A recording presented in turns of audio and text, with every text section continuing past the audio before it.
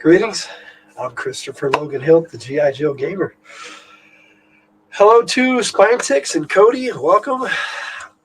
And whoever else is watching. Today, we're going to look at something that's near and dear to me, even though I haven't really read them in a long time. So I've been really excited to check them out. I'm going to start with a Fantasy Forest book. Now, this really is an Endless Quest, but it is by TSR, and it is by James M. Ward, who definitely did a lot of TSR stuff. Yo, Joe. Yes, sir, Spinetix. So what we're going to do is I'm going to kind of look at these and read like a little bit of the synopsis. And then when we're done, whoever's here can vote on which one we'll read. We'll read one together. Also, full disclosure, I don't have all of the Endless Quest books. I'm missing about 14 out of 36. So, and I do have a couple of the newer ones they made. Oddly enough, they made 14 afterwards in the 90s. I have a couple of those too, and we'll look at those too. I'm not real familiar with those ones, though. I think I've only read each of them once. So for The Ring, the Sword, and the Unicorn, this is what they call the Fantasy Forest book. It was their attempt later on after Endless Quest books to get into the pick a path to adventure. So this one says, what happens when you enter a Fantasy Forest book? You become the hero, you must choose the path to follow, but be warned, anything can happen. Will you be attacked by fierce monsters? Will you be trapped by an evil wizard's magic spell? Or can you outsmart them all? Turn the page and find out. Only you can decide where your adventure will lead. When your story ends, go back to the beginning and choose a different path. Read The Ring, the Sword, and the Unicorn again and again for new adventures. Now, I'm hoping they're not all just very generic like that. But again, this isn't part of the Endless Quest series. This basically just tells you what a pick a path to adventure or choose your own adventure books are like. But the first one of the series is Dungeon of Dread. And I'll show you how much I read this book. Ta-da! Parts of it are not attached, but I have the complete book. Dungeon of Dread. What I liked about this one was you're an experienced warrior, and most of them seem to be centered on just starting out. I really love this one. Yes. This one says, you are Carrick, a brave knight in a world where dragons roam. Turn the pages of this Endless Quest book for many new and exciting adventures. When it comes time for action, you decide. Will you fight the monsters that rush you from the dark? Will you try to trick the evil wizard who controls the dungeon? Or will you run into the unknown down another corridor? The thrills and challenges don't stop with the first reading. You can ask yourself, what if I had done it a different way? And read the book again to find out. In every Endless Quest book, you pick the path you want and find your own adventure. Will you solve the mystery of the Dungeon of Dread? The choices are yours. I love these old books. And just a simple synopsis. We got Mountain of Mirrors. I actually have 2 copies of Mountain of Mirrors, so I'll probably be reading off of this one. Mountain of Mirrors. Yeah, it's been a while since I read any of these. Okay, you are Landon, a brave elf on your first mission into the land of frost giants and ogres. Will you be able to stop the evil that controls the Mountain of Mirrors? The paths you may take through the mountain are many, and the choices are yours. Only you can decide whether the prisoners of the mountain will be freed or left in chains forever. Will you use your magic sword to battle the monsters that guard the mountain secrets? Will you try to rescue the prisoners who must mine the mountain or die? Or will you run down the mist-shrouded staircase into the unknown? Will your choices bring peace again to the Mountain of Mirrors? Now, I'm not going to read the Endless Quest book bit right there. That's the same on all of them for each one. But there's Mountain of Mirrors. It is a sweet blue cover. Yes. Now, I wanted more copies of this one, Pillars of Pentagon, because I actually had Revenge of the Rainbow Dragons, which is a sequel to this one first. But the same characters are in this one that are in book 6. So if we do this one, we might, if we have time, we might do both if somebody votes for them. Votes for one of them. But we'll see. We'll see what we want to do. Okay, so Pillars of Pentagon. You are Jamie, a young villager with a love for the enchanted forest that everyone else fears. Will you find the secret power that now rules Castle Pentagard? The paths you may take beyond the pillars are many, and the choices are yours. Only you can decide whether the wizard Pentagard regains his kingdom. Will you fight the dragon skeleton with the brave fighter Baltek at your side? Will you try to trick the evil master whose slaves control Castle Pentagard? Or will you run down a passage into the unknown, followed by the lovely elven thief Lydia? Will your choices halt the rule of evil in the pillars of Pentagard? Now you're going to have to buy all these, waiting for what I know I had. Spytix. Yeah, I agree. I still want all those, all the ones I don't have, but I haven't really actively tried to acquire these since the 90s. So I don't know how easy they would be to find or not, but they might be out there. I'm sure they are. We got book 4, Return to Brookmere, and like Mountain of Beers, I've got 2 of these. So we'll read the newer one if I could clear my sinuses today with my asthma. Yeah, okay. It's hard to find good luck. Hello, it's Mr. Shadow. Welcome to the show. Well, here is Return to Brookmere.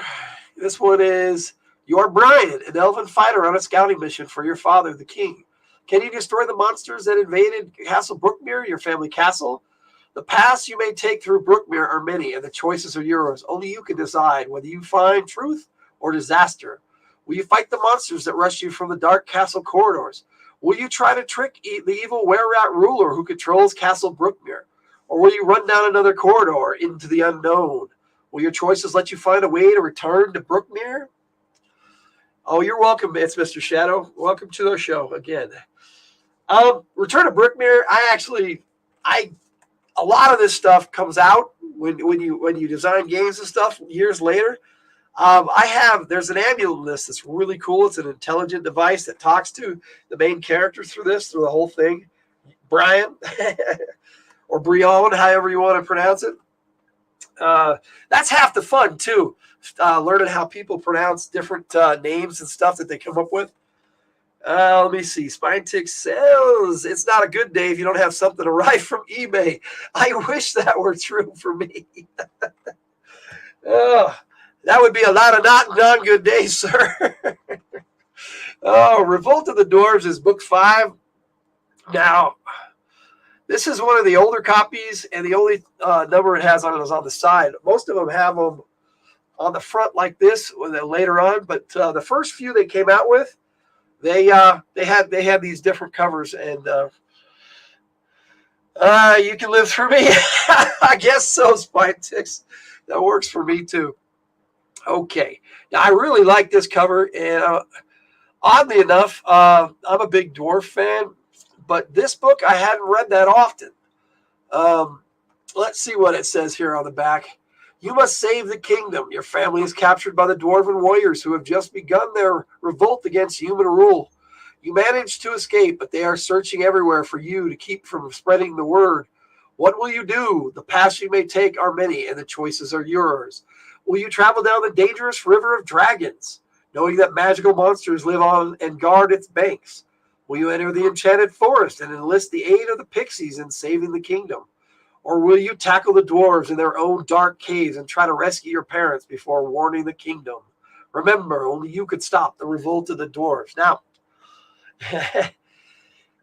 that's probably why, because it sounds to me like the dwarves are the bad guys in this. And I would say, since this came out really early on in TSR, a little bit of dust there, but I would say that's probably Durgar or something to that effect, which is fine. Okay, now I have 2 of Revenge of the Rainbow Dragons, and I read these bad boys until not as much as I read Dungeon of Dread, I gotta say, but I remember reading these a lot. I think at first I only had Dungeon of Dread and Revenge of the Rainbow Dragons. Let's see. Let's see. It's Mr. Shadow says, I adore all these covers. The D&D staff artists hit a sweet spot for me. I agree. Spinetick says, I love the Durgar. Liked how they were in Salvatore's books. Me too. I read a lot of Salvatore's books. One of my favorites was Thousand Orcs. Let's see here. You have been tricked. Forced into a duel of wizards at the mysterious Rainbow Castle. You are magically separated from your teacher and grandfather, Pentacard, who battles for his life against 3 evil wizards. You must get him back. You must get back to him. The paths you may take are many, and the choices are yours, of course.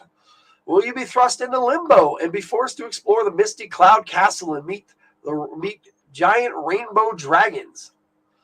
Will you go into the dungeons and fight the strange monsters of the lower regions?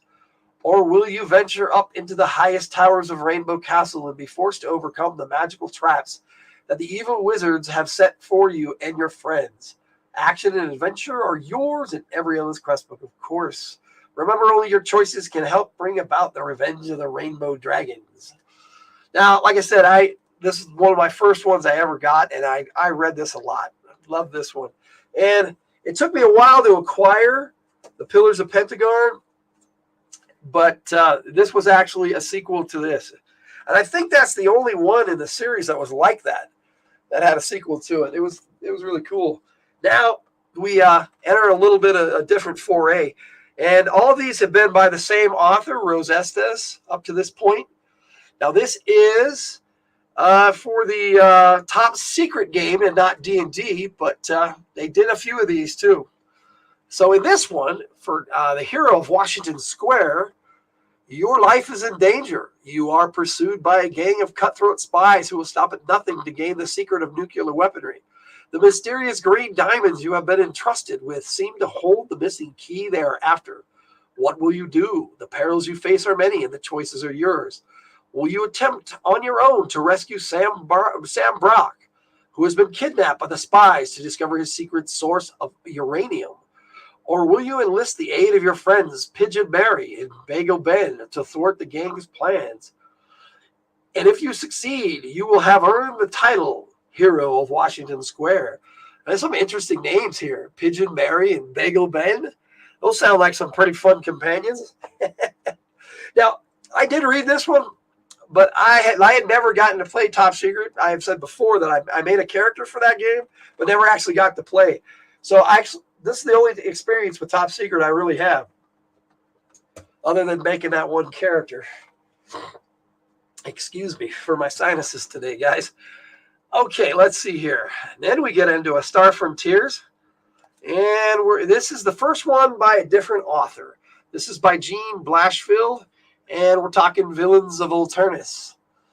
Alone on a strange planet with only your electronic compupal, Ting. You must face the deadly dangers of the mystery planet Volturnus. What will you do? The paths you may take are many, and the choices are yours. Will you seek help from Arnla and her strange tribe of 9 tentacled Novuses? That's a word. Novuses. It must be a type of alien race. Let's see. Spinetick says, I remember Top Secret, never played. That's kind of where I'm at.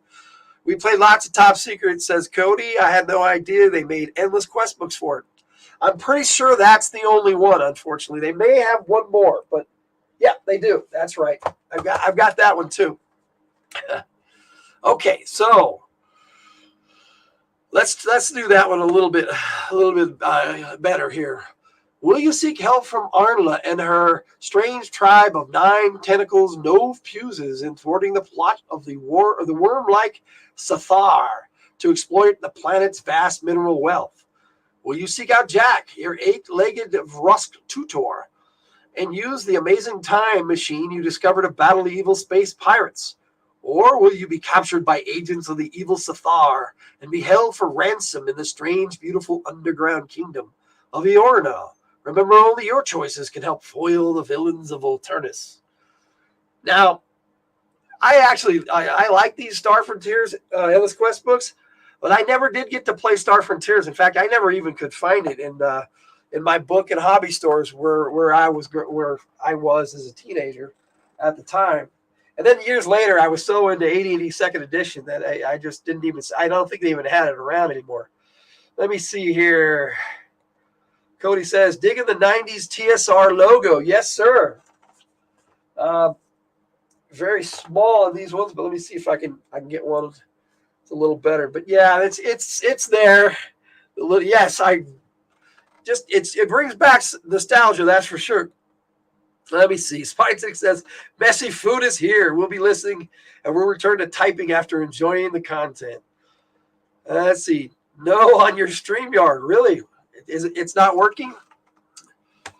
Let me see if I can let's see if I can fix that. That makes no sense, but I will look, sir. Let's go to here we go. Yep, took me right in, sir. So the link should be there in the Fridays from the Hilt Players Bullpen in the Lenhar Adventures Guild lag. Let's see. No, it's working the logo on the stream. Oh, you're right, sir. It is. Oh, yeah, the TSR logo up here. Sorry, dude. I totally missed what you meant. Yeah, this I can switch it because I paid the to the next tier. I think it's worth it for all the live streams that I do on my channel. So that's where I am with that. We get back to some D&D books here, or do we? Nope, we didn't do this one. I looked at the logo and then put it right down. Well, so we got to look at this one. Robbers and Robots is the other top secret one. So let's see what this one is. Pick a path to adventure. Spies, robots, and mystery. Spies are out to steal technological secrets from your uncle's robot factory, and it's up to you to stop them. What will you do?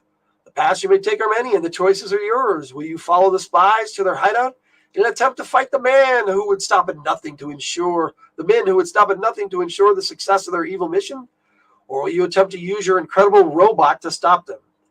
Remember, only you can solve the case of the robbers and robots. Yeah, sorry about that, Cody.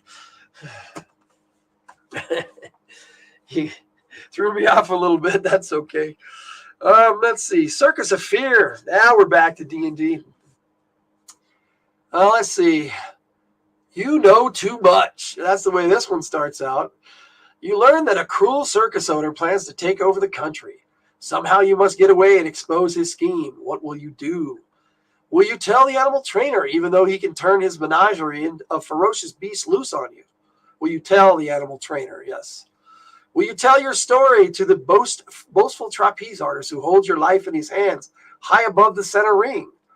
Or will you seek help from the sideshow freaks who want to turn you into a living mummy?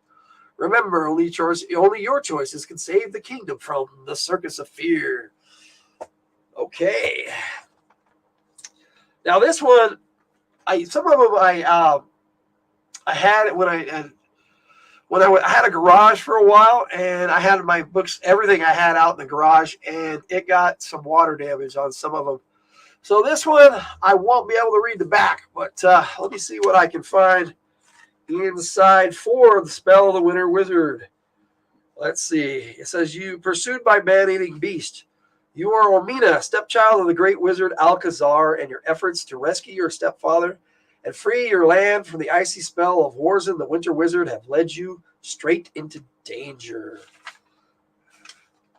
Pursued by vicious man-eating quag beasts, you have taken refuge atop a snowy dune beside a clear pond. One of the huge-headed beasts is so close you could feel its foul breath hot on your skin. You must do something immediately. And then it gives you page options to turn to, but that's just a little bit at the beginning. It gets into more later on this one. This one I had a lot of fun with. I remember that. Okay, hey, now we get into something completely different. Gamma World, Light on Quest Mountain. Welcome to the future. On an Earth made hostile by nuclear war, you and your tribe live a primitive, danger-filled existence. Now you must prove your readiness for adulthood by undertaking a perilous quest. Your task is to discover the source of the mysterious light atop Quest Mountain. What will you do? The perils you face are many and the choices are yours. Will you journey through the burning sandlands, risking your life against meandering desert beasts and uncontrolled machines of the ancients? Or will your quest lead through the weird, mutated forest, lurking dangers of the dreaded Green Lands? And if your quest is successful, you will discover the startling source of the light on Quest Mountain. There you go, Cody. I have never played Gamorreal. This is my only experience with it, and I don't really remember this book that well because this was the last one I acquired. And I was so happy to get it because it completed my my run of the first 12. So it was kind of nice. So, Light on Quest Mountain. That's your vote to read without a doubt. Okay. Well, that was half of what I have. Like I said, I'm missing 14. And then I have a couple of the new ones too.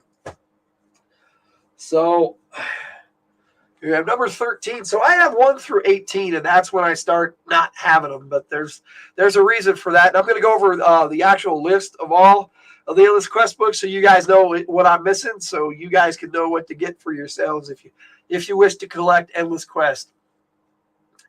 Which, if I could find the rest of these books, I'd be a happy man. But every time I see books at a yard sale or something, I look for Endless Quest books, but I never see them because, like me, I'm sure that a lot of other people who read them want to keep their Endless Quest books. Okay, Dragon of Doom is by Rose Estes. She's back. Only you can save the world. The evil magic user Zed has a powerful, forbidden spell to summon forth the mighty Shen, the dreaded Black Dragon of Doom. Unless you can do something to stop him, Zed will turn Shen loose on the world to spread death and destruction wherever he goes. The perils you face are many, and the choices are yours. Will you follow Zed to the desolate end of the world and try to prevent his sinister rendezvous with the Dragon of Doom? Or will you instead proceed to the fabled Dragon Castle and attempt to foil Zed's evil plan? And if your efforts are successful, you will have saved the entire world from the Dragon of Doom. All right. Number 14, Catherine Maguire. You know what? I stopped telling you who the names of the authors were back here. When we hit the top secret book, that was Rose Estes, same as Dragon of Doom. Let me see, because authors help sometimes for some people. Jean or Jean Blashfield, Villains of Volturnus. I would go. I'm guessing Jean. Mike Carr did Robbers and Robots. Rose Estes again on Circus of Fear. Linda Lowry on Spell of the Winter Wizard. And Mary L. Kirchhoff and James M. Ward again on Light on Quest Mountain. Okay. Now this one's by, like I said, Catherine Maguire, Raid on Nightmare Castle. I remember really enjoying this one. Assignment, Nightmare Castle. You are Keol, a young cleric about to set off on an important mission to dreaded Nightmare Castle. Will you be able to defeat the evil warlord Rorless and rescue his captive, the brave elven ruler Estragon? The paths you may take are many, and the choices are yours. Will you enlist the aid of the great magician Kanos, even though his powers have been diminished through injury? Or will you take the magical jewel of Kabak he offers you, knowing that you may not have the courage to use its mind-destroying power against the monsters that guard the castle? And if all goes well, you will bring to a successful conclusion the raid on Nightmare Castle. All right. Where are we at here? Under Dragon's Wing was one of the later ones I got. I know I've read all of these. They're kind of running together, and this one does have some damage on the back too. So I will try to read around that. The legions of the evil Crimson Wizard are besieging the wall that protects your home with the help of your magician and ancient sorcery book. It is up to you to stop them. But Will these aids help? Will these aids be helpful? I'm not really sure. I'm kind of guessing what it says. You're about to enter the world and be an experience of the player that other players experience of Dungeons and Dragons. Are you brave enough to meet its challenges? And this basically does a bunch of endless quest books anyway, so I guess it doesn't really matter. I wonder if they did that on the rest of them.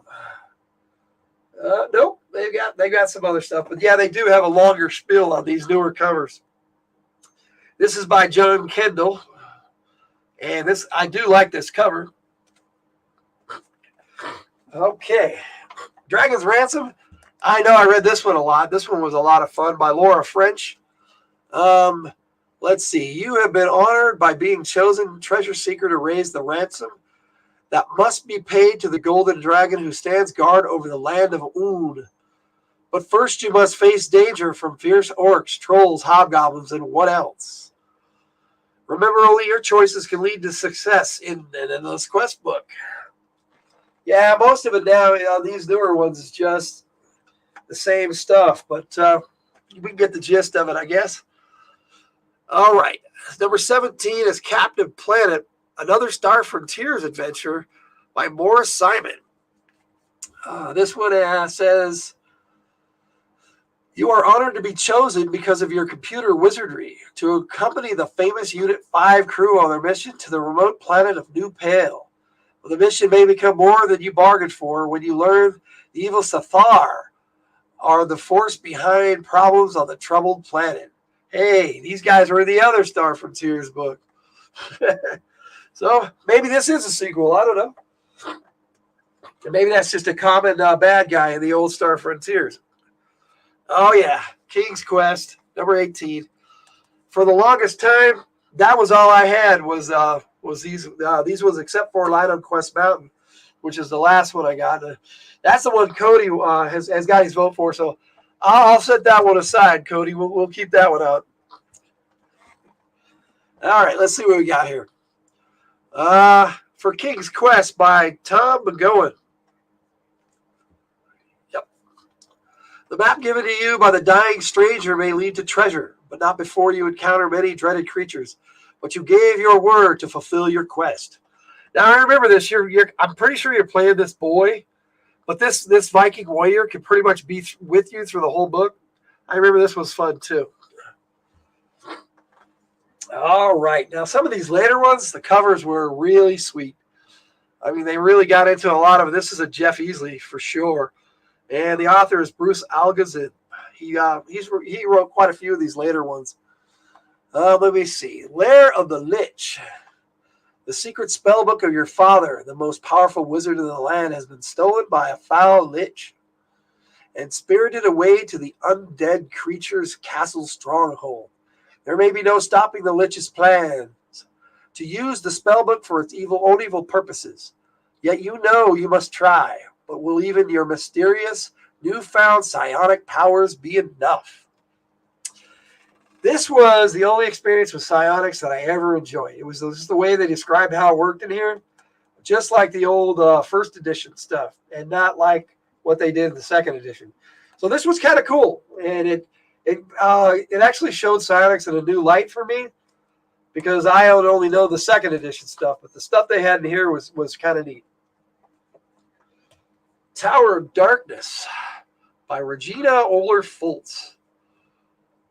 Now, this one, I got a lot of damage, so I'll see what I can get out of the front here.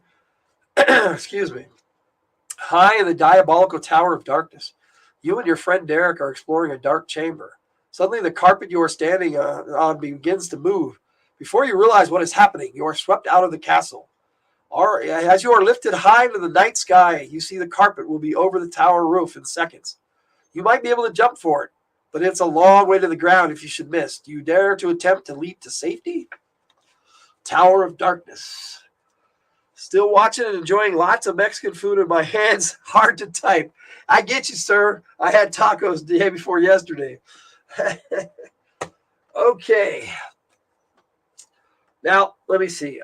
After 18, I didn't have them in a row anymore. So I forgot to give you guys the numbers. This was 27. And then, Lair of the Lich was 27. And then Tower of Darkness was 29. And this one is 32, Prisoner of Elderwood. So that's when I really started missing him. Prisoner of Elderwood is, hey, Kate, welcome. The Serene, I know her as Kate. She's one of my gamers, and she's also a Fridays from the Hill player. Welcome to the show. And you made curry yesterday. Yeah, I haven't had curry in a while. I love curry. So, Prisoner of Elderwood, we got imprisoned by conquering King Craddock. You, Redmond Longbow, are forced to strike a strange bargain with the evil king. If you are successful, you will gain not only your own freedom, but that of your oppressed countrymen. But if you fail, you will meet your doom in the depths of the enchanted forest of Elderwood. Okay, that one was another one by Bruce Algazin. This one is number 34. And this one got damage on both the cover and the back. But I think I can get the gist out of what's the little bit of damage on the back of this one. This is the Dragon of Doom. The Claw of the Dragon. If I can read properly. No one knows why the fearsome dragon. I can't read that word. Launching nightly raids. It's probably bandits or something. No one that is yeah, you know what? Let's look at what we got inside instead of trying to figure out what's written on the back. Don't know what I was thinking, guys. Your quest to prevent the outbreak of war with the dragons has led you to a huge cavern deep inside a mountain. You and your leprechaun friend, Finn, having made your way across a rickety rope bridge. I almost went into an Irish accent. Sorry, guys. Leading across a yawning chasm, now shout encouragement to your brother Barnaby as he carefully crosses hand over hand. Suddenly you hear a heavy thud behind you and turn quickly. Something's coming, something big, Finn shouts. Oh, that's where I should have done the Irish accent. Something's coming, something's big, Finn shouts excitedly. Quick, lad, hide. Sorry, my Irish accent isn't great. So, at the very second, the hand rope supporting Barnaby snaps and he swings down toward the chasm. While at breakneck speed, you hurry to the ledge and look down. 80 feet below, you see your brother dangling helplessly, his arm tangled in the rope. Now, Claw of the Dragon, I remember this was fun, and that was the last of the original ones I had. But then I got these two are both by the same author, Gene Rabe, and they weren't numbered, although they did come out, and I put numbers on them in the order on my checklist that we're about to look at. But Secret of the Djinn, this one actually has a pretty decent synopsis, it looks like. So, enter the land of fate. Al-Qadim, Zakara. You are a young pearl diver who is propelled into an amazing adventure when you uncork an old bottle you discover at the bottom of the sea. You are whisked far from your home in Zakara, the land of fate, on a magical quest to free the king of the sea djinn. There are many decisions you must make along the way. You are courageous and clever, but can you hope to overcome the dangers that lie before you? Riches and fame could be yours if you choose the correct path. So this was our attempt to do Endless Quest books again in the 90s for during second edition. All these other ones were during, I'm pretty sure, first edition. Let me look here. They did a lot of them, so it's hard to say. But this one came out in 1986. So yeah, all of these were first edition. So like I said, they did try during AD&D second edition to do some. And I remember these were kind of fun. Night of the Tiger, I really loved. Again, by Gene Rabe, if that's how you pronounce their name. You are hunted in the dark land of Ravenloft. Night brings terror, and on the island of Sri Raji, night also brings forth ferocious tigers, minions of an evil lord. Barandi, a young apprentice wizard, must confront the powerful lord who has placed a terrible curse on the land. With the aid of a giant talking raven, the young wizard must unleash the magic of a powerful ring to remove the curse and save the village from its dire fate. That one actually, I remember reading that was a lot of fun. And I actually got through these a lot faster than I thought I would. But That's cool. We got some good covers, but Big Booms come in little packages. I mean, it looks kind of small compared to when I was looking at my AD&D books and my D&D books. But let's take a look at this here. Now, I am missing, if I can jump over here to my screen here, I am missing Conan the Undaunted, which is 19, book 20, Conan and the Prophecy. Both these Conan books. There were 3 Conan books. I never saw those. I have looked those up, and I do have them on my wish list on Amazon, but they're pretty expensive. Book 21 was Duel of the Masters. Book 22, The Endless Catacombs. 23 was Blade of the Young Samurai. 24 is Trouble on Our Tool. That sounds like a Star Frontiers book. Looks like they had a Tarzan one for 26. The other Conan was 25. Tarzan of the Well of Slaves. I got Lair of the Lich. Mystery of the Ancients. Then I have Tower of Darkness. And there was the Fire Seed, another Tarzan one, and it was Tarzan of the Tower of Diamonds. I have Prisoner of Elderwood, Night of Illusion. That actually sounds kind of cool. I have Claw of the Dragon. Then we have Vision of Doom, Song of the Dark Druid. And then this is where they did the second edition ones. And I put numbers to them because I like to have things organized. They had Dungeon of Fear, which probably is a callback to Dungeon of Dread for the very first Endless Quest book. Then you got Castle of the Undead. I have Secret of the Jinn, Siege of the Tower, A Wild Ride, Forest of Darkness, American Knights. Then you got Night of the Tiger, Galactic Challenge, Big Beast Curse, The 24-Hour War, The Test. These 2 were never released. The Test and Sands of Deception. I put them on my list because I probably figured that maybe if they were out there, I could probably pick them up. So, yes, spreadsheet, my old spreadsheet. I like to do a lot of lists that way, but that's just me. Okay, so should we go over one more time, or are you guys good to vote on which one we want to read? I know Cody's already cast his vote. So, what you guys want to do? Should we read Dungeon of Dread? Mountain of Mirrors. Pillars of Pentagon. Return to Bookmere. Revolt of the Dwarves. Oh, Spinetix is saying I'm going with Cody. Okay, I don't know if Kate's still around, but you'll cast your vote here pretty soon. It looks like we're just going to go with that. I was kind of wanting to read this one too, guys.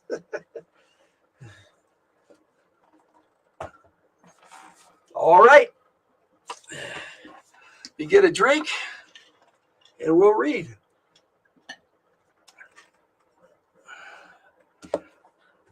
That was pretty good.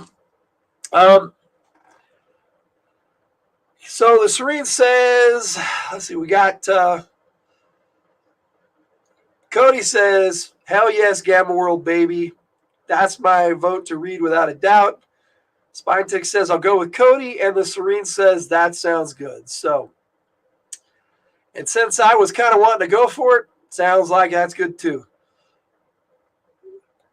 Have I looked into the Valaverse figures like Joe? Yes, I have. But with my very limited budget, I had to make a choice, and I'm pretty loyal to G.I. Joe. So, although those Valaverse figures are sweet, and I was going to pick up a Sergeant Slaughter until they put one out for G.I. Joe, and I managed to pick up my Sergeant Slaughter. So, I may get some of those if I ever have the funds, but at the moment I don't. So, there we go.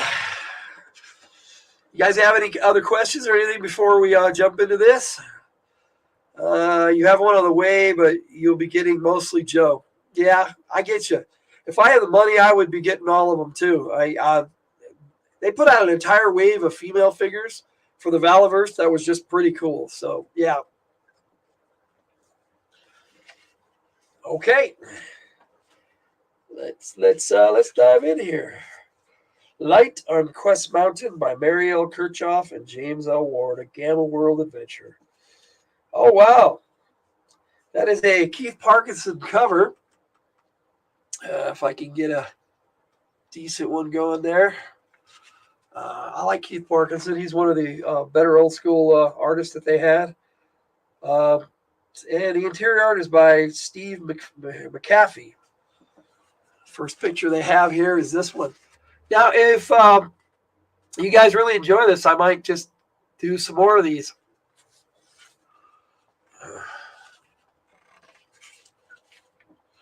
Okay.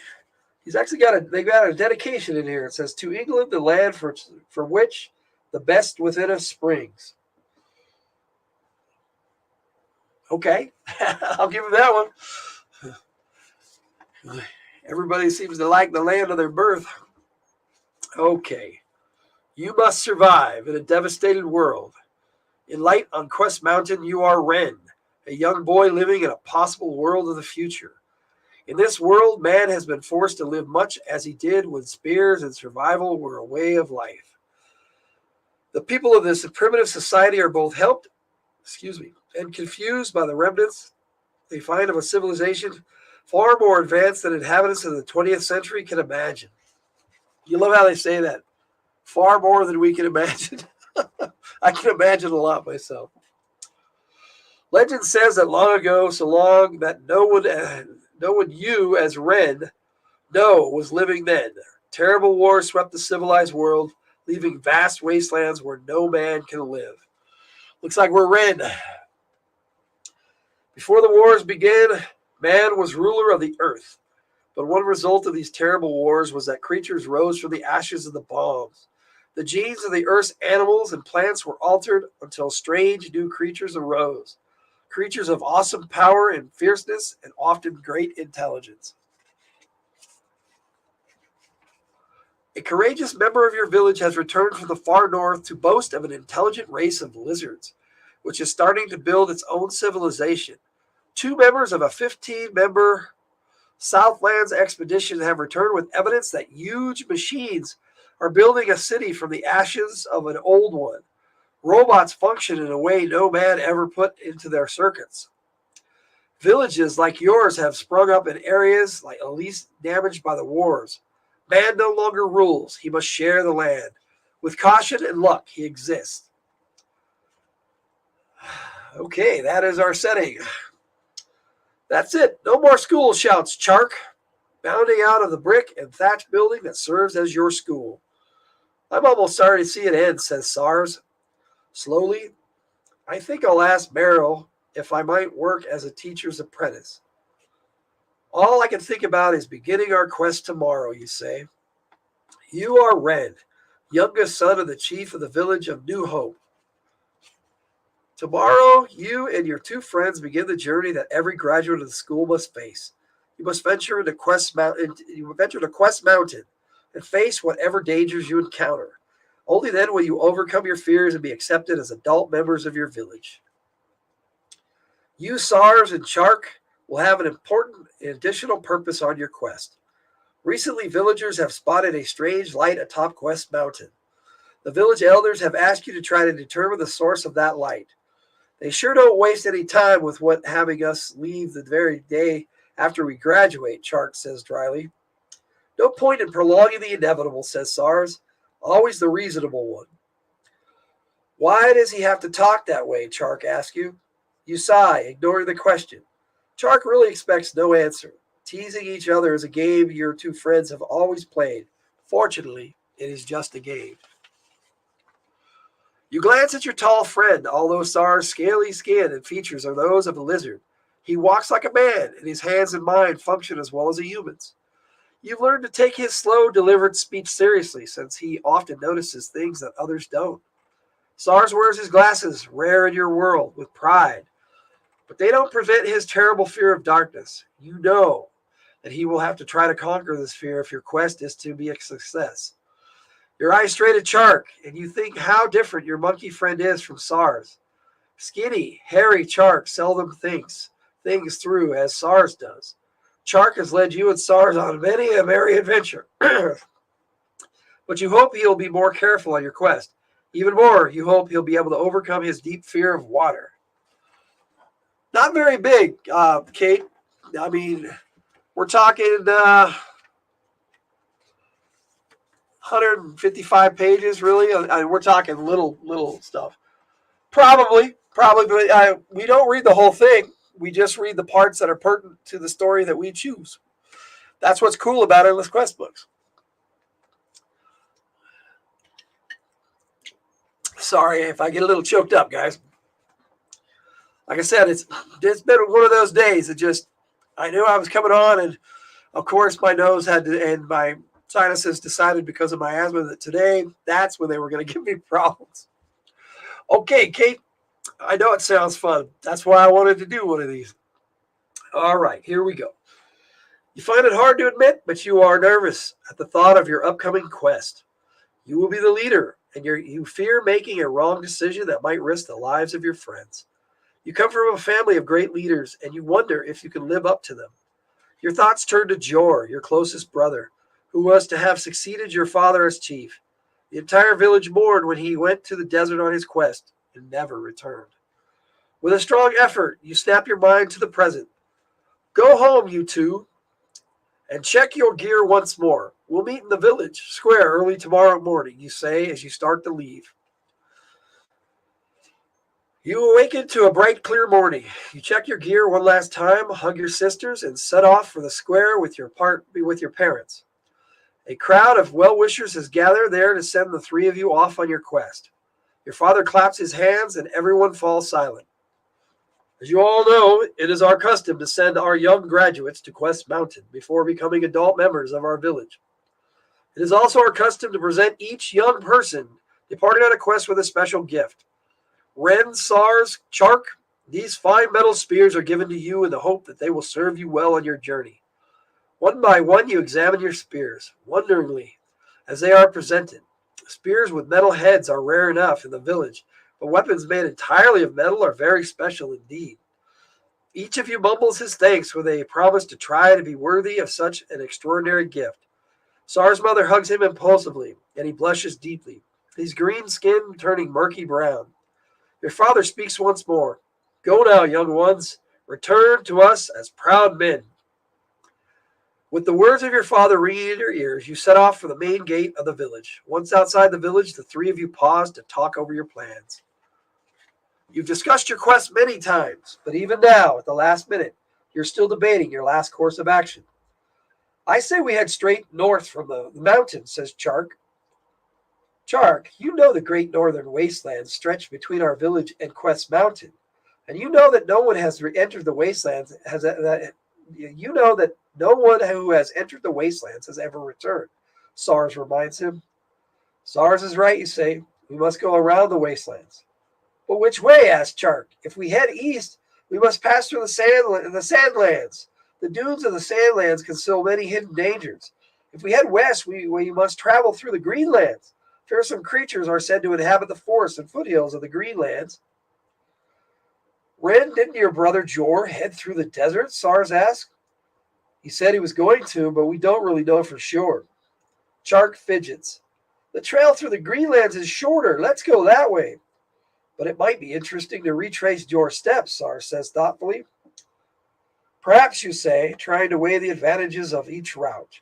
Straight ahead, dust and decayed bones mark the beginning of the great northern wasteland. To the west, you see the leafy roof of the dangerous Greenlands. Turning to the east, you face the perilous sandlands, the path your brother followed. It is time to decide. Which way will you lead your friends? Number 1, if you decide to journey through the sandlands to reach your destination, turn to page 28. If you would rather travel through the Greenlands to reach the mountain, turn to page 51. Now, the way I used to read these, I would hold my finger in the place where I made a choice, and if I died, I'd go back and make another choice. So that's kind of what we're going to do, unless you guys have an objection. So what are we going to do here? Let's see. If you want to journey through the sands, just put sands in there in the chat. If you want to go to the Greenlands, just put green. So sands or green. What do you guys think?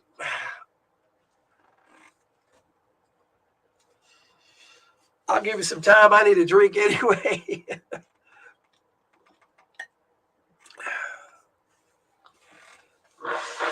And of course, take care of the nature. Greenland, and I say let the choices fall as they may. Okay, all right, I'm good with that. We'll see what everybody else says. But I'm good with the Greenlands, Cody. Serene says the Greenlands are always the best place to start a quest. All right, so I think we've still got Spine Ticks around, so we'll give him a moment to chime in too. But if he doesn't, we'll go with the Greenlands because he's already outvoted.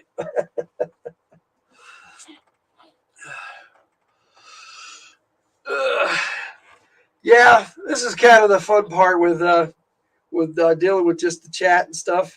I've watched Old Geek a few times do shows like this, and sometimes it takes a while for him to get all his responses back in, but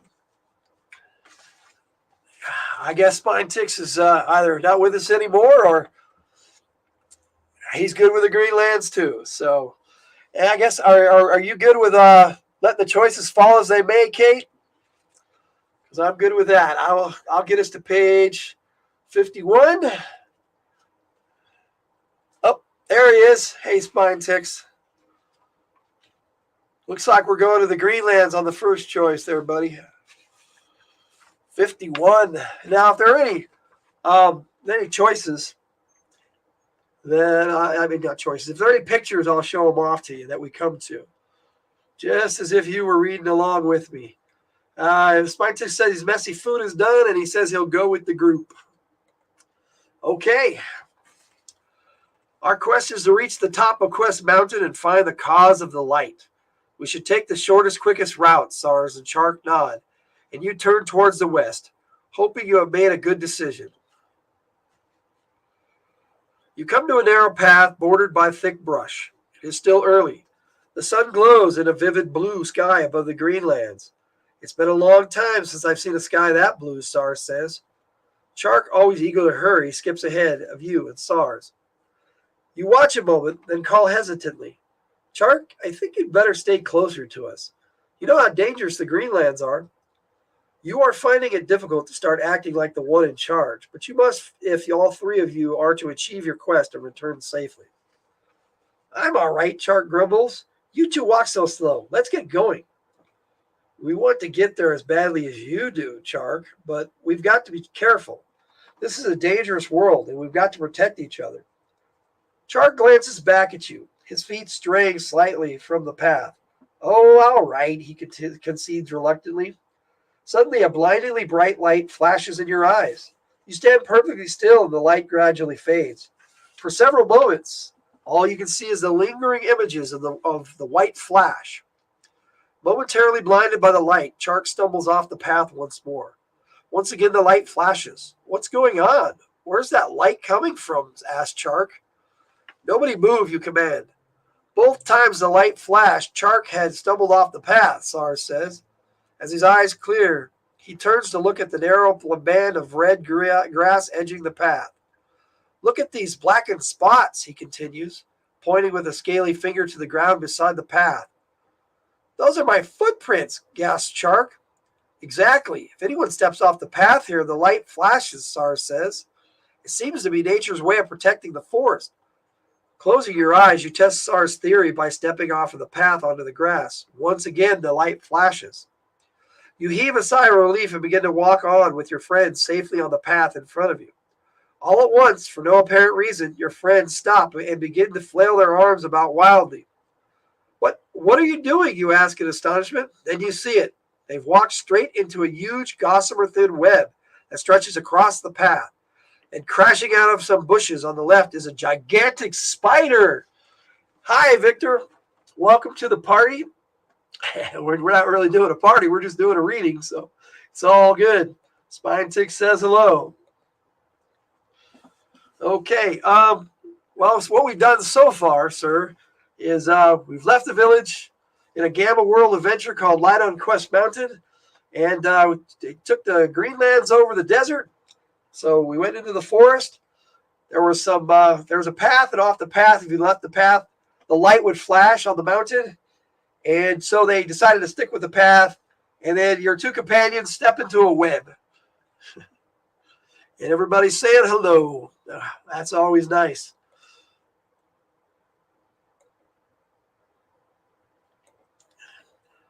And we got the Serene in here too. Victor, I don't know if you met Kate, but she's one of my regular crew on Fridays from the Hilt. She's been on there a few times, and she's in 2 of my games now. So she's one of my players. And she's also a pretty good author too. So, okay. I'm going to show you this picture before I read you the last part here. They're caught in a web, SARS and Chark. What will we do? And I'm pretty sure that's all we have in the chat. I'm not from StreamYards is only telling me there's 2 people, but clearly there's a few more than that. So we're all good. Okay. The Chark and SARS.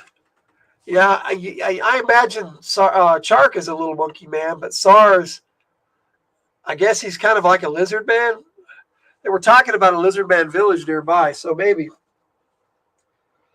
Okay, you hear a sound behind you. Turning, you see a metal robot coming down the path straight towards you. As you wonder what to do, a hole opens in the robot's side. A long, thin metal pipe snakes out and sends a jet of green fluid right at you. You dive for cover as the fluid flies over you and hits the spider. Shaken, you turn to watch as the spider lets out a shriek, curls its hairy limbs close about its body, and drops to the ground in a crumpled heap. Scrambling to your feet, you turn toward the robot. The pipe has gone back into its body, and the robot is motionless. It almost seems to be waiting for something. With the danger from that direction apparently past, you turn and rush to your friends and begin hacking at the sticky web with your spear. Hurry, Red, urges Chark. That robot might decide to come after us. I don't think it will, you're not sure why, but you don't think that thing of the ancients means you any harm.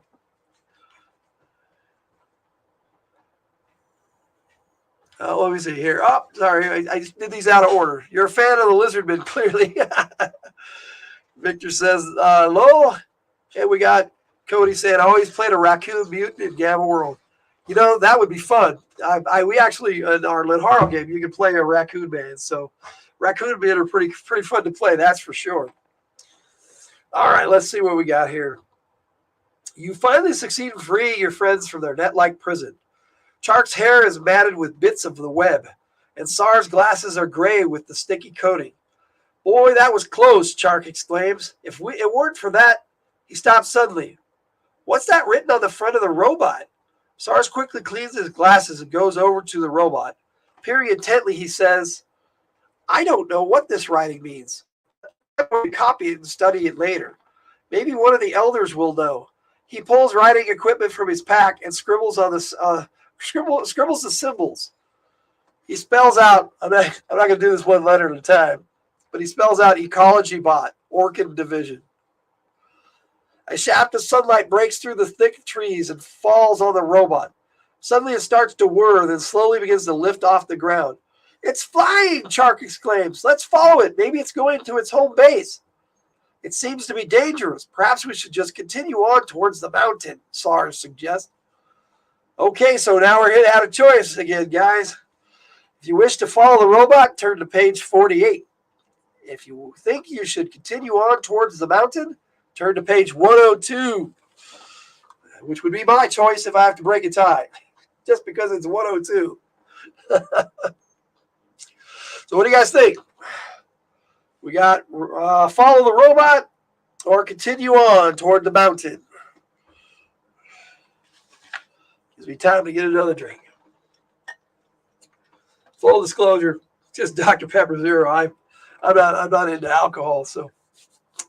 Okay, we got 1 for follow that robot. Now we got 2 for follow that robot.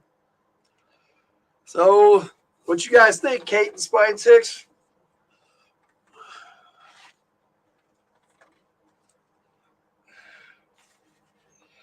Robot. Spine ticks. So that's unanimous. Okay, we'll go that way.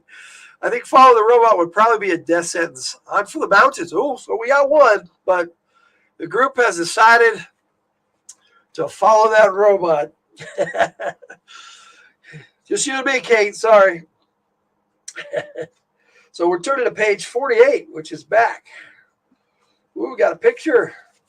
Gonna follow that robot. Kind of looks sort of like a Dalek in some ways from Doctor Who. I don't know if I'd want to follow that, but here we go.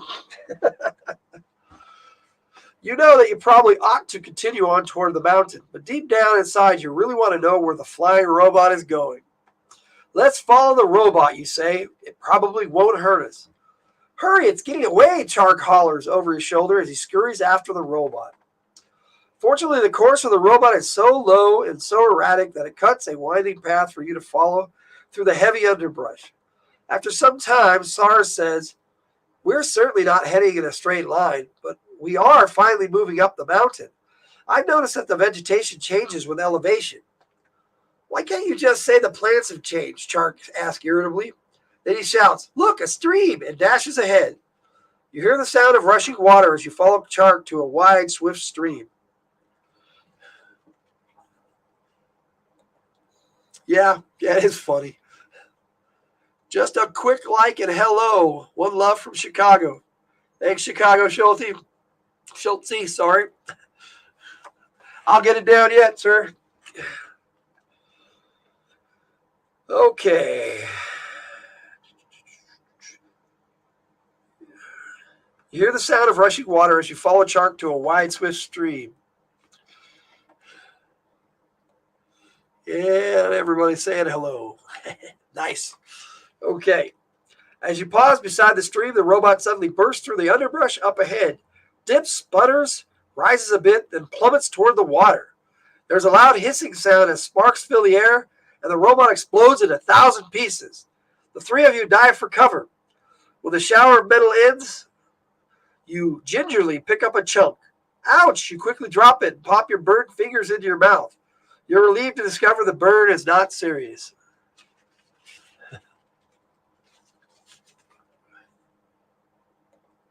I think there are peeps now, buddy.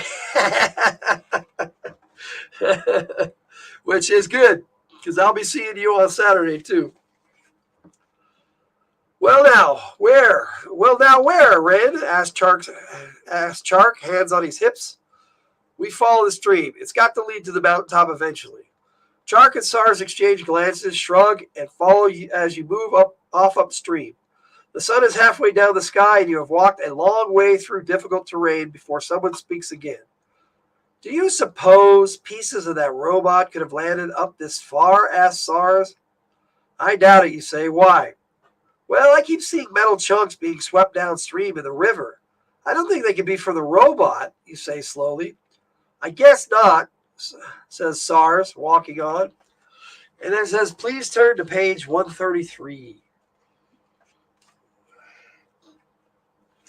Okay. What we got going on here? Yep, I did that one. Okay, got some banger D&D and G.I. Joe stuff to show on Saturday. Sounds good to me, sir. The path suddenly opens into a clearing, and you realize that the river now flows between high walls. Those walls have been built by someone, observed SARS. How straight! You are stopped in mid-word by snarling and growling sounds. Get down, you whisper. Lying on your stomach in the tall grass, you watch as two strange furry creatures, holding clubs, move towards you along the wall of the dam. They stop abruptly, turn, and walk away from you. Batters, whispers SARS. I remember reading about them. They're mean cusses. What are they doing? Asked Chark. They seem to be guarding something, you say. They must be guarding the river wall, says SARS. Look up the hill. They built another wall, forcing the river to make a loop. But why would they do that? Asked Chark. There must be something there that they want to keep the river away from. You hesitate, then add, let's cross the stream and find out what it is. Howard Tiger, the kids, they're doing good. Thank you. My My youngest, Warren, who goes by Red Power Ranger Fan 27, he had a bit of a cold this week, but he's over it. He went back to school today, so it was nice. So I appreciate the shout out. Hi, Mo. How are you guys doing? Hope everybody's doing good. Thank you, sir. Appreciate it. Okay, let's see, where were we?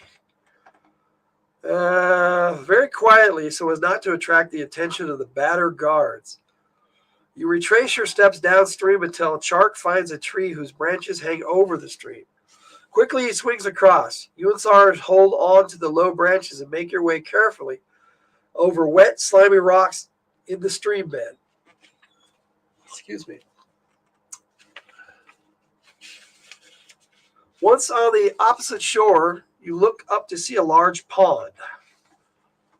And there we go. Large pond. And Victor says, good, thanks. Glad to hear it, sir. Look, you exclaim. They've created a small lake. There's the old riverbed ahead of them. There's the reason they built the dam, says Sars. It's a whole village of batters, you whisper. You drop to your stomach, thankful for the nasty-looking purple bushes that protect you. You peer through the bushes and see a large group of domed huts. Small, furry batters scurry from hut to hut, frequently pausing beside a large fire. Looks like dinner time, sighs Chark, eyeing a batter as it walks away from the fire, chomping on something. I'd like to get a closer look, you say. I can see just fine from here, says Chark. Besides, what if we get caught? But you've already made up your mind. We're going to crawl up to the next row of bushes. Stay low and keep quiet. Okay, he says, but you've already made up your mind, and then you say, we're going to crawl up the next row of bushes. Stay low and keep quiet. Sorry, guys. Without waiting for a response, you scramble forward to the next row of bushes and settle into the grass behind them. As you watch, you note that the sun has fallen farther behind the trees. Now the batters seem to be preparing for the night. You can see large batters hurrying their little ones down ladders into the domes. Look there, off to the right, says Chark, pointing. It looks like a cage. I can't see it, says Sars. It's getting too dark. I can see it, you say. Wait, they're pushing people into the cage. By the way they're being pushed around, I don't think they're there by choice either, says Chark. You continue to watch in silence. Several batters appear to be herding some humanoids into the cage. Suddenly, one of the female prisoners stumbles. As she tries to regain her balance, the batter guard pushes her, sending her sprawling. You are in Gamma World, sir. Welcome, Uncanny Swag. If I remember right, your name is Dave. Don't kill me if I got it wrong. Swag, bro. All right. Oh, we do. Where were?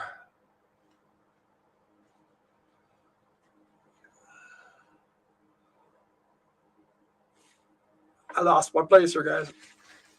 Okay. So one of the female, yeah, she stumbled. Okay, here we go. A tall, thin man nearby helps her to her feet, then whirls to shout at the batter. Can't you see that she can hardly walk? He spits, towering over the batter. You see his face outlined in the light of the fire. His jaws clench as he angrily brushes a lock of long red hair from his face. Isn't that, you begin? It is. It's George, Chark shouts. Shh, Sars hisses at him, but it's too late. The batter guard peers into the darkness towards you as you hold every muscle still. But the guard sees nothing and turns his attention back to the red-haired man. With the back of one hand, the batter viciously strikes the man across the face. That ought to teach you slaves who your masters are, growls the batter. Chin held high, the man continues to glare at the batter for a moment. Then he turns slowly and follows the woman into the cage. The way the man moves rivets your attention. It's Jor, all right. I'm sure of it, you say excitedly, but he looks so thin and weak. Okay. Got some laughing going on. We got Dave Collects as the stoner bro. And hi, Mr. Spine Ticks. And And Uncanny Swag, thanks for adding to the Mister. Adding the Mister. I agree, sir. Mr. Spine Tick. Mr. Sith Lordly. Okay, so here's our choices. If you think you should try to rescue your brother right away in case the batters have nasty plans for him, turn to page 138. If you think you should take more time to form a plan, turn to page 21. What do you guys think? Rescue your brother right away or make a plan?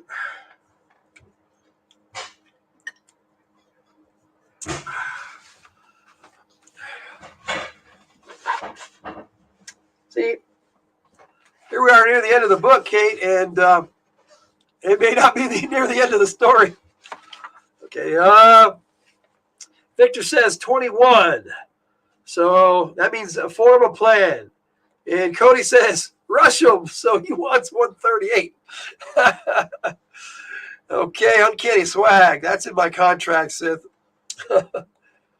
Okay, we got, wow, a plan sounds good, but the brother could die if you don't go fast. That's not a decision, Kate.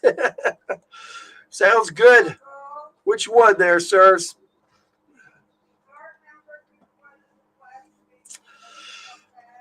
That's where we're at. We've got one for make a plan, one for run in. One is kind of undecided, and I got a sounds good. So which one is it going to be, guys? You can cast a vote too, Swag, and whoever else is maybe listening. Okay.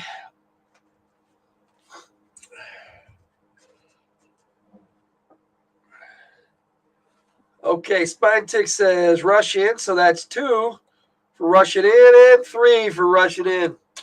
Sorry, Victor, you got outvoted this time, so looks like we're just turning the page to the very next page. Ooh, yep. Well, I'm going to cover what's at the bottom, but there's the picture. And here we go. I can't bear to see my brother treated like an animal, you sputter. Let's go. You hold your spear at the ready and charge. Not even sure if Chark and Sars are behind you. You dash blindly to the village around the fire and toward the cage.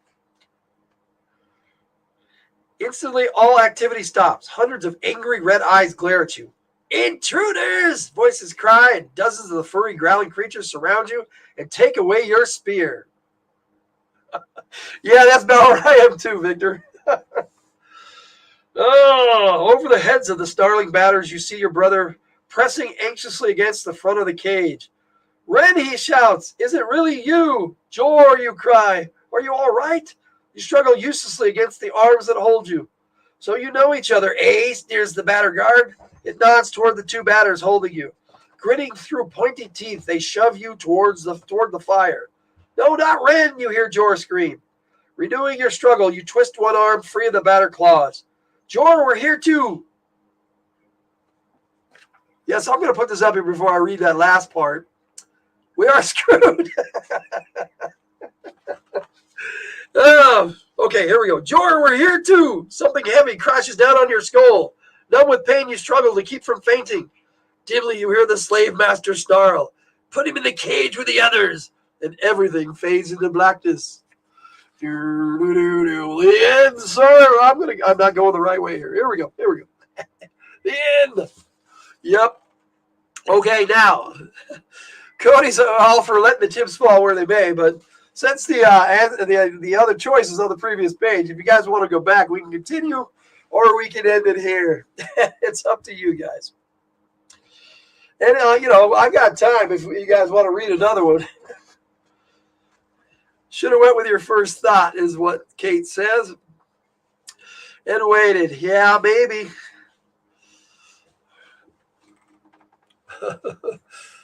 That was fun. It makes me want to play Gamma World.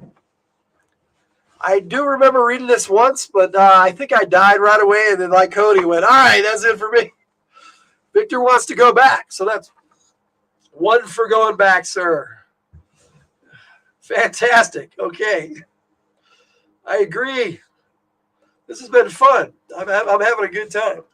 It's been a long time since I read any of these, and I wanted to get into reading some, and I thought, hey, maybe I'll share.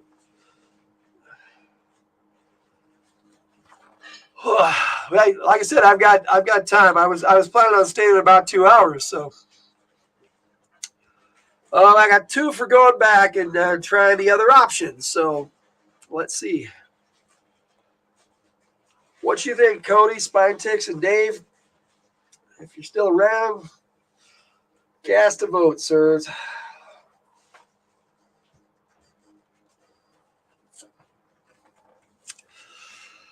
Ugh.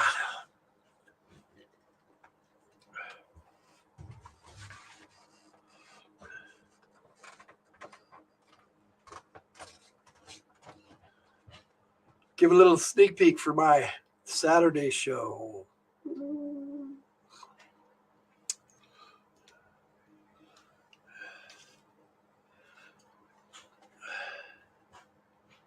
Let me see here. Yeah, we can go back, though I'm happy with dying in the lizardman slave pits. Let's see. Victor asks, have you read Joe Deaver's Lone Wolf series? No, I have not, but I have heard of it. Lone Wolf. We got one saying wolf and one saying wold. It sounds familiar to me. I'm sure you meant wolf. Yeah, buddy. I've been reading those with my niece. That's cool.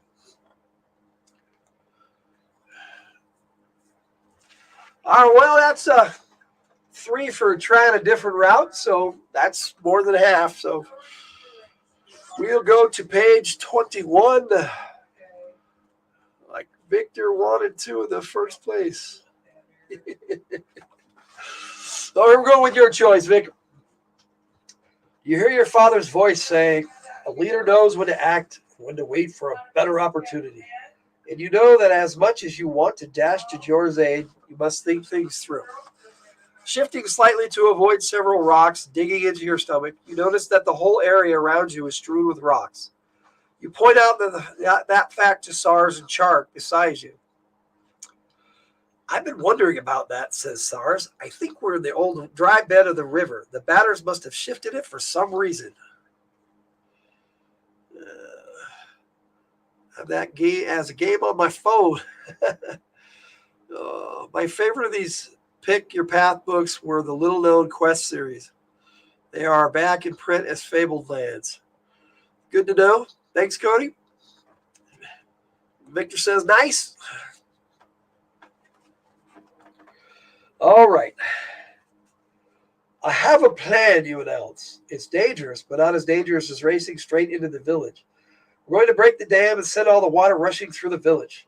And what are we going to do about the batters guarding the dam? Say, excuse us while we break your dam, asked Chark. And what about Jor and the other prisoners?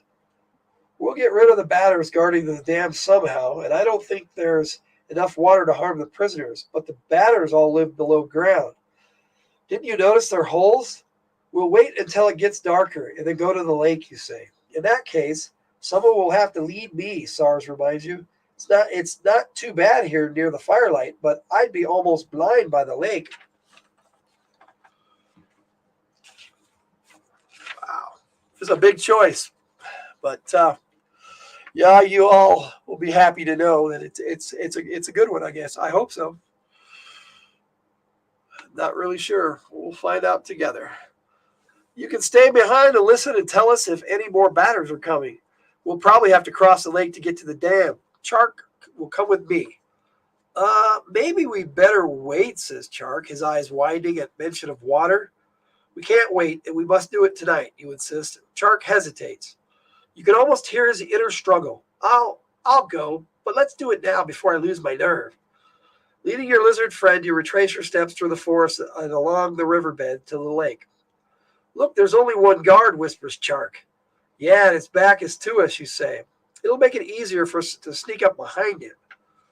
Leaving Sars at the edge of the forest, you and Chark silently creep along the edge of the river, through the clearing and around the dam to the lake. With a quick glance at Chark, you enter the chilly water. You hear Chark whimper slightly as he follows you and slides in. You pat his shoulders encouragingly. You paddle soundlessly towards the batter guard. your heart pounding. As you near the back of the dam, you seek the lake bottom with a toe and discover that it slopes gradually upward toward the dam. You hear Chark let out a deep breath when he feels firm ground once more. Looking up, you see that the guard stands relaxed, leaning on its club. You signal Chark, and you each grab one of the guard's furry legs and pull with all your might. With what the? It growls confused. The guard tries to catch its balance, at the same time reaching for its sword. With another sharp tug, the batter tumbles into the water. Stay away from its teeth, you hiss at Chark. You watch horrified as the batter snaps at Chark. No, you don't, you holler, bringing your fist down squarely on the crown of the batter's head. You swing again, and the guard slumps over the water and floats off, face down, until it bumps head first into the lower wall of the reservoir. Whew, you sigh, and rush over to where Chark is hanging on to the bank. Just then you hear a cry from the other side of the lake. SARS, you look up to see him grappling with another batter. You swim badly through the water only to be met by the body of the second batter as it topples into the water, trailing blood. Worried, you look up and see your friend, a look of satisfaction on his lizard face.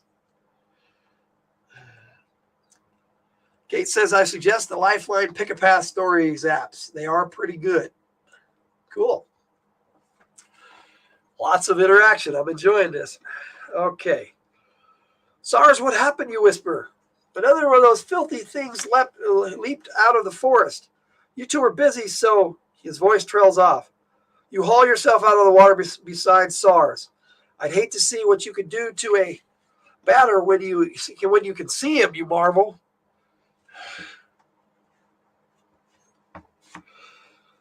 When Chark joins you, you say urgently, we don't know if more batters are on the way. We've got to hurry and break the dam.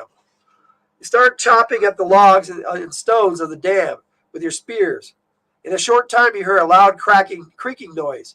You chip out a few more stones, then yell, stand back, it's going to go. The rest of the dam gives way with a loud crash, and the river floods into its old pathway, sweeping the bodies of the batters along with it. Cody says, I got my wife hooked on all the old text-based games. Have an app on my phone to play them. It's great fun revisiting all those. Okay. No time to celebrate, you say. We've got to get to Jor. You grab SAR's arm and trot to a higher spot away from the river. You leave him waiting at the edge of the forest, beyond the flow of water. You and Chark dash to the village and arrive just in time to see the water stuff out the last remnant of the fire, leaving only moonlight to see by. Sleepy batters, shouting in confusion and fear, scramble up ladders from their rapidly filling dens. You and Chark slosh through the village to a hut near the prisoner cage. The batters are too busy to notice you. Come on, Chark, now's our chance. You hurry around the hut to the door of the cage. The prisoners stare out from behind the bars at the scene of confusion. Some scream in fear as water laps at their legs. Okay, Kate says, I used to play MUDs, which are pretty much MMORPGs, but in text format. Cody says, oh, I spent way too much time with MUDs.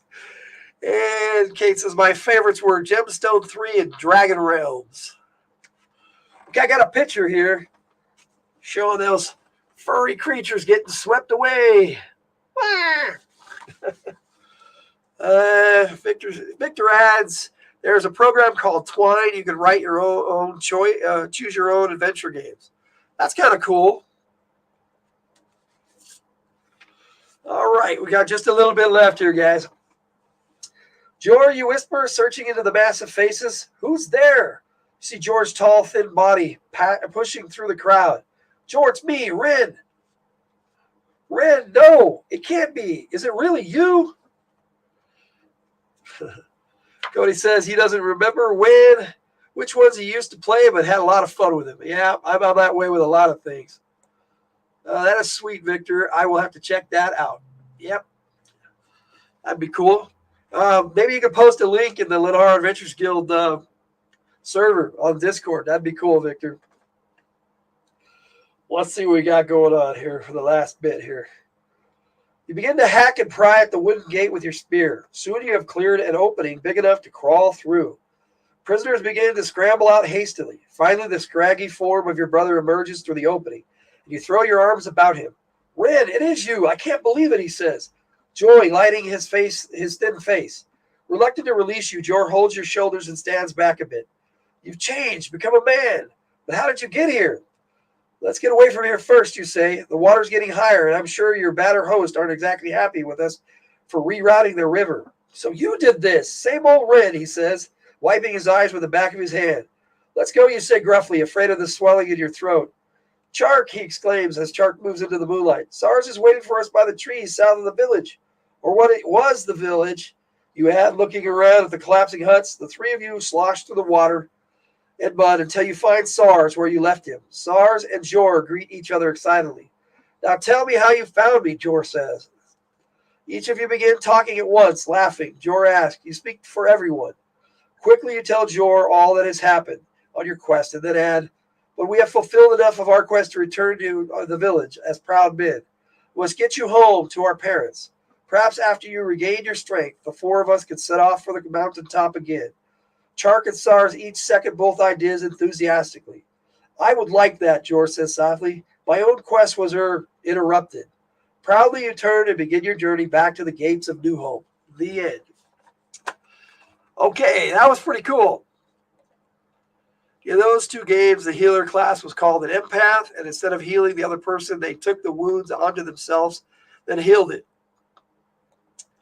Empathic healing is rare in sci-fi these days. That is true. Oh, so what did you guys think? Well, I mean, like I said, it makes me kind of want to play Gamma World. It's a good...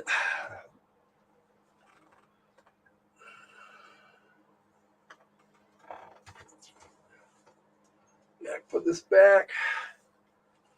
It's right there on the bottom. All right. That was good. Hello, Dave Collects. Yeah.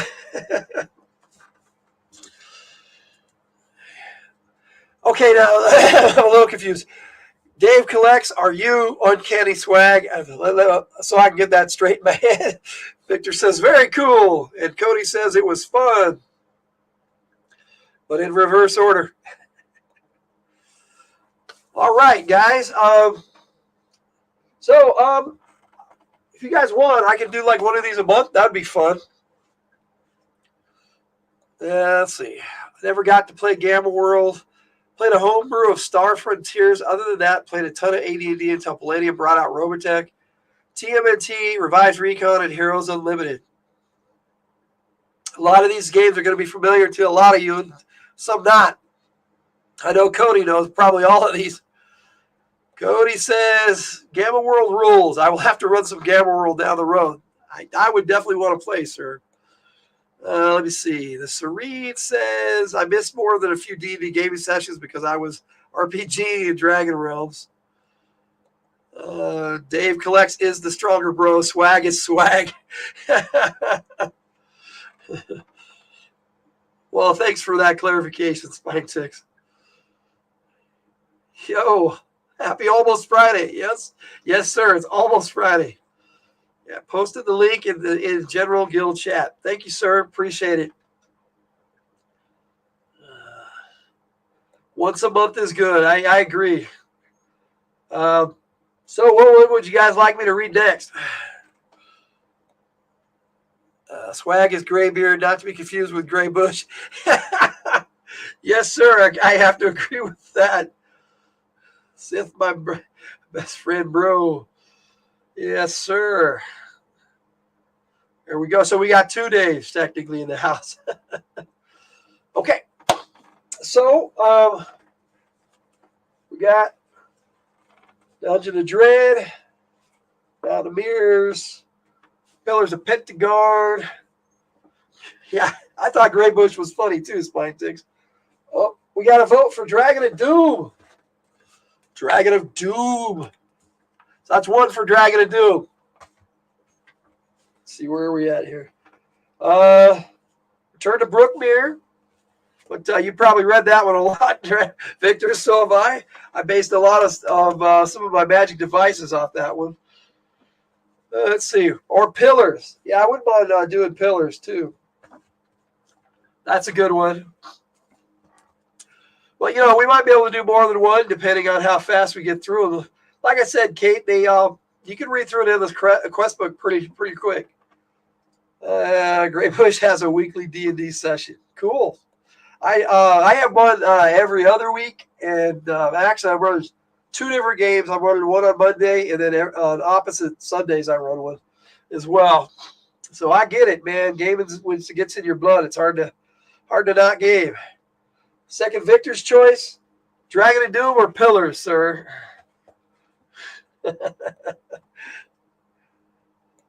Let's see. Yeah, that was fast. Yes. Well, like I said, endless quest books, it's a quick little read. I used to read them at school even. Not between classes or anything, but I could read one at lunch sometimes. Cody says Dragon of Doom. So we got 2 votes for Dragon of Doom.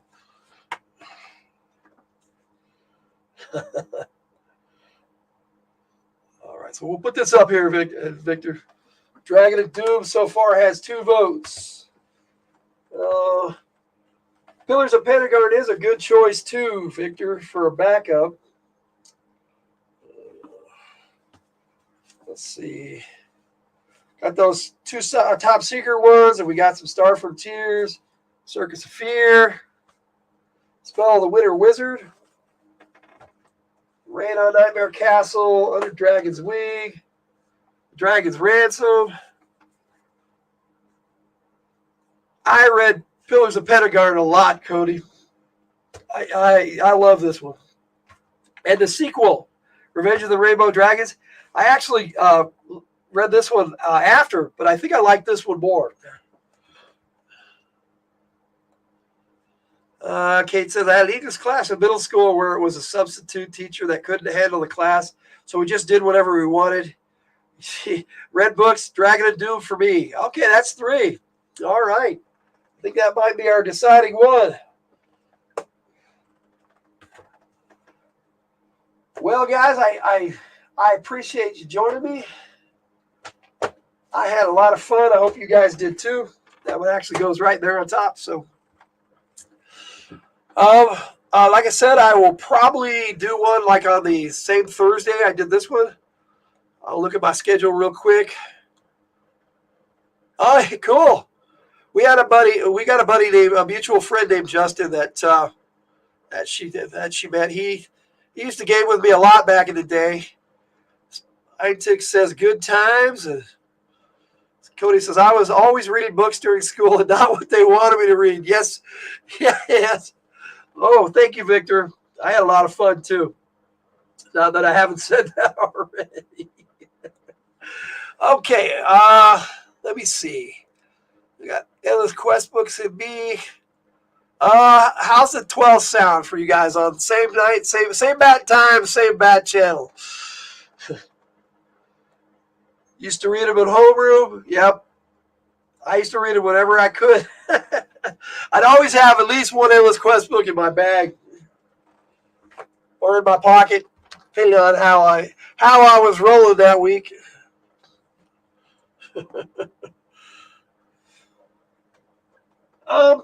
Next week, I am going to be actually looking at my G.I. Joe comics at this time and space. So I'll probably start doing something every Thursday around this time. And you guys would be always welcome to join me in the chat or live. It would be up to you guys. Let's see. The fantasy books I read were much more advanced than the books they wanted me to read. Made it hard for me to read the lesser books without cringing. I agree. I was always reading the stuff that was beyond what they wanted me to read. Totally agree with that statement. And if I acquire some more in the future, I will definitely let you guys know. Put them on the list to read, and maybe we'll do this every month. Like Victor said, sounds good.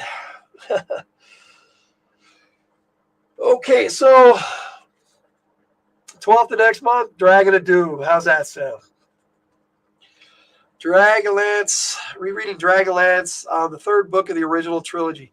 I have never had the opportunity to read those books because I've never had them. But Margaret Weiss and Tracy Hickman, they wrote my favorite module, so I definitely like their writing style. So I probably love those books.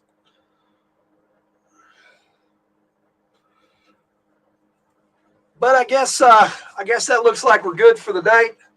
Again, thanks for hanging out with me. Hope you guys had as much fun as I did. I know Victor did. I appreciate you guys joining in and participating. And hope we can have as much fun next time. So, like I said, next week I'm doing G.I. Joe and me. So I'll be looking at all my G.I. Joe comics. So I don't have the whole original Marvel run, but I got a lot of them. And I got some of the IDW and some of the ones that were Image Devil's Due. So America's Elite, that was a good series. So I'll be looking at some of those. Cody says, yeah, dude, it was a good time. Good to see everyone in new faces. Victor says, thanks all of you and good night. Spinetick says, I only need 5 more of the full Marvel run. I'm pretty close too, but I don't know if it's that close. We'll find out next Thursday. But with that all being said, sirs and ladies, you guys have a good night and a good Friday. And Logan out.